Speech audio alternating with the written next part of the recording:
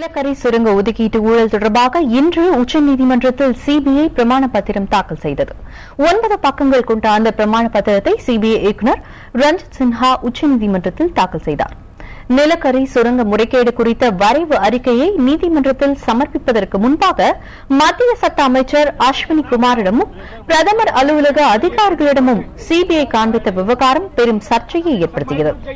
இந்நிலையில் இன்று சிபிஐ தாக்கல் செய்த பிரமாண பத்திரத்தில் முறைகேடு குறித்த வரைவு அறிக்கை திருத்தப்பட்டது உறுதி செய்யப்பட்டுள்ளது.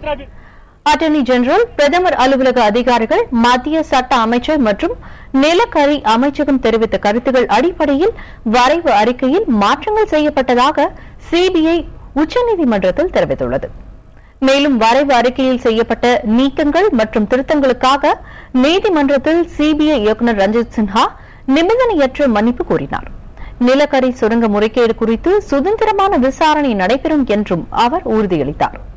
இந்நிலையில் நிலக்கரி சுரங்க ஒதுக்கீடு குறித்த வழக்கு நாளை மறுநாள் உச்சநீதிமன்றத்தில் விசாரணைக்கு வருகிறது.